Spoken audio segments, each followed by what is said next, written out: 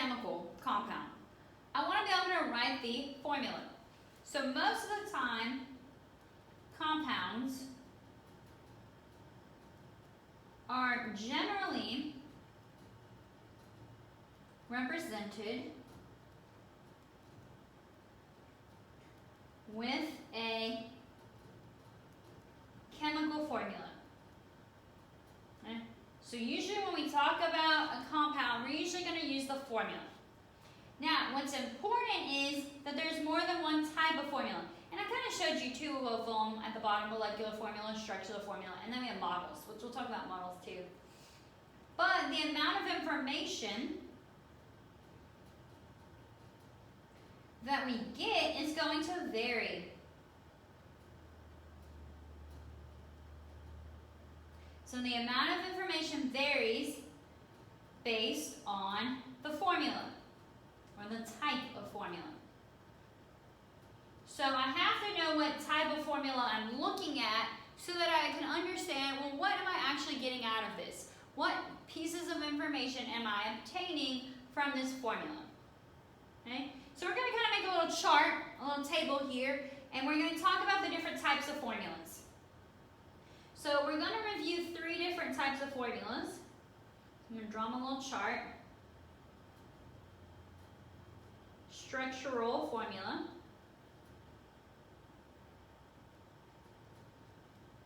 Then we're going to talk about a molecular formula.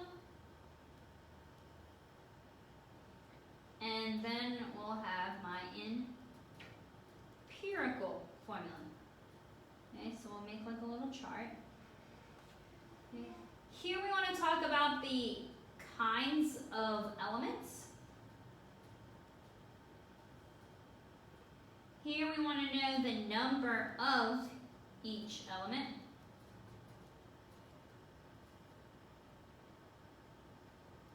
The order of attachment. And we're going to go through each one of these. The shape, and anything else I need to know, or I get from that formula. So this is going to tell me what information I obtain from each of these formulas. Okay? Alright, if you're still trying to draw this, just pause the video and then you can catch up. So first let's talk about the empirical formula.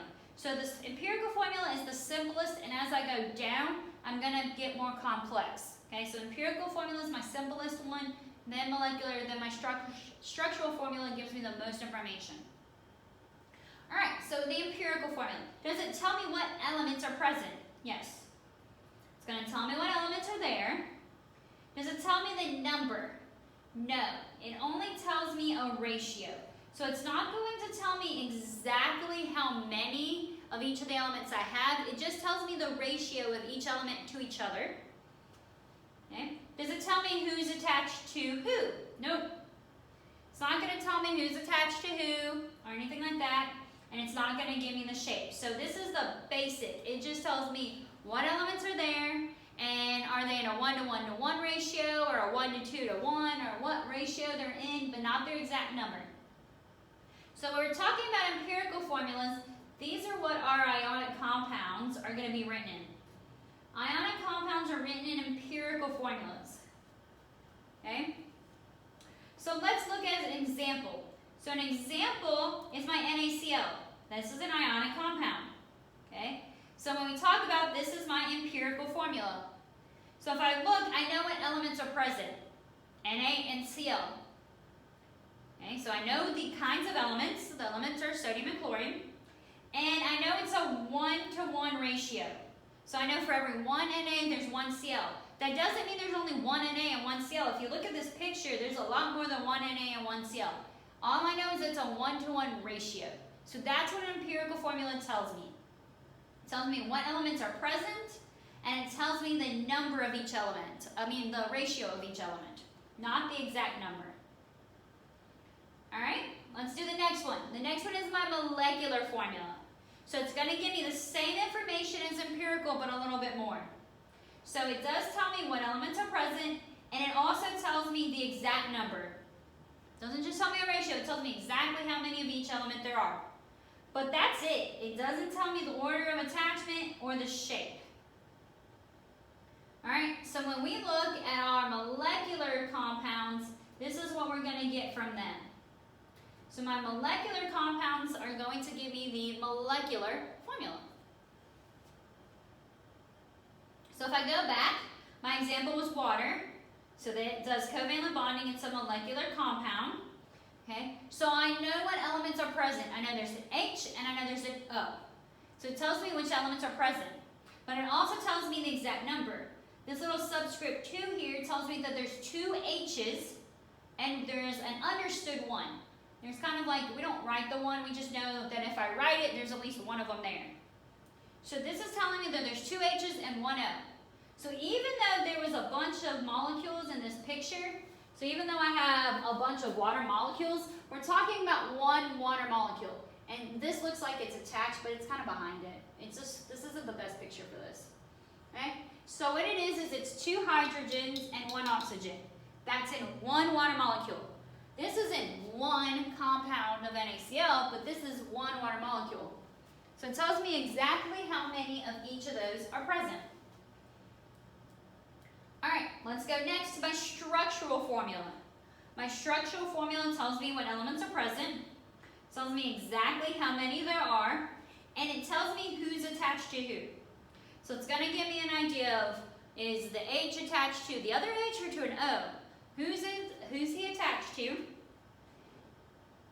And it usually tells me the types of bonding too. So not only does it tell me the attachment, but it tells me the number of bonds.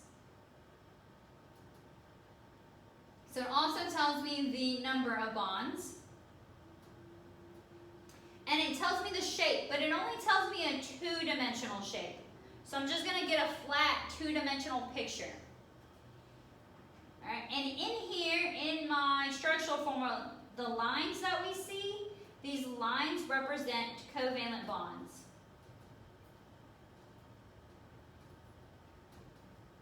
So my lines represent covalent bonds.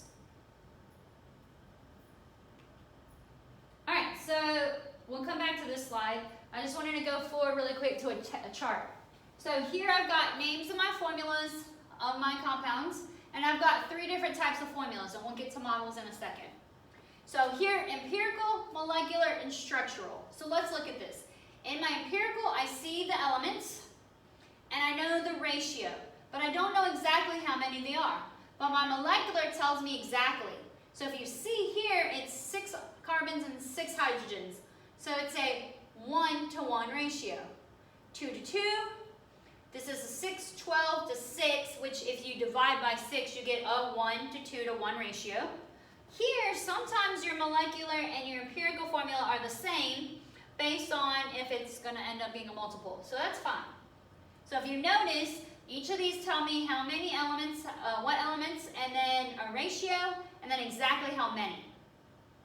But here in my structural formula, I don't know if these 6 carbons are attached to each other. Are they attached to the hydrogen? Where the O's go? I don't know. So my structural formula is going to tell me who's attached to who.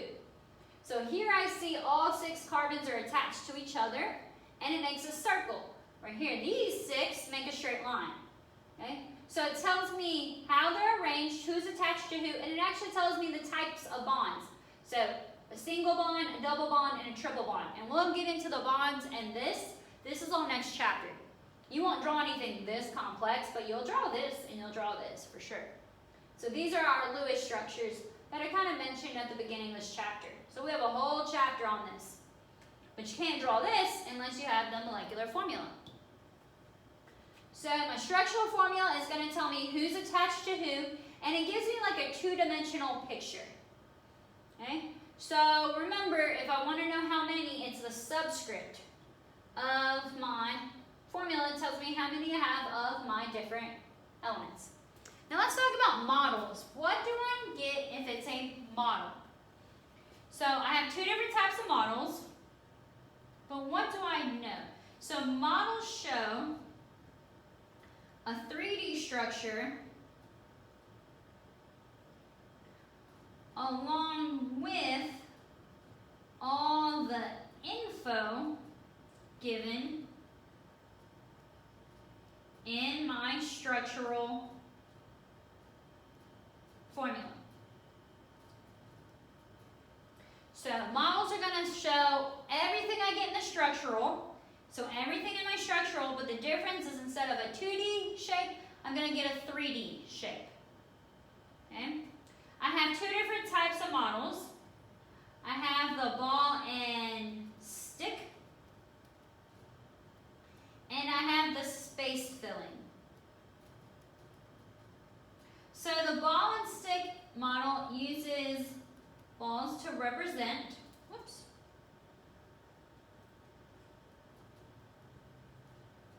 so the balls represent the atoms, and the sticks represent attachments, or you can think about it as bonds. Okay, so the ball and stick model, I have an example of a few here. So here would be a ball and stick model. So each of these little round balls represent an atom, and these lines represent, these sticks represent the attachments or the bonds. Okay, and so you might see these if you take like an organic class, or if you have a friend who took an organic class, like a college friend or something, you might see these. Okay, so those are your ball and stick models. You can actually buy a physical set like that, but you can also do it on a computer. The second is the space filling model. This uses interconnected spheres to show the electron clouds of atoms connecting together. So this gives me a better picture of what the space, how much space is my atom actually taking up and in which directions. So let's look at our picture again, our chart. So if we look here, we could go from my structural formula to here, my ball and stick, and there's codes like the carbon is always black, hydrogen is always white. So when you get one of those modeling kits, they'll tell you what the colors mean. Okay? And so now we get kind of a three-dimensional picture. So we can see the angles of how this is kind of coming out at me. These are kind of coming to this angle, those kind of things. Well, you don't see all of that 3D picture in my structural formula. But remember, this is the nucleus. They also have electrons kind of around. And so it looks like there's a lot of space in between here. But remember, there's the electron kind of floating around, the electrons floating around. So my space filling model actually shows me where there's no space. Because of those electron clouds, those electrons floating around, that there's not all this empty space. So this picture gives me a good idea, like I can't actually go through here, physically go through here, because there's going to be a bunch of electrons around. So this you can only do in a computer simulation, and this is if you were going to take more advanced chemistry classes, you would use these. Okay? So this you'll see more in organic class. This is pretty much, you'll just do formulas, but I want you to be aware that we use models also when we start talking about space and what's going on in our reactions. Alright, so now that we know about formulas and models, now we're going to start moving into being able to use these formulas and models to be able to name stuff and start drawing our, start doing our naming and our formulas.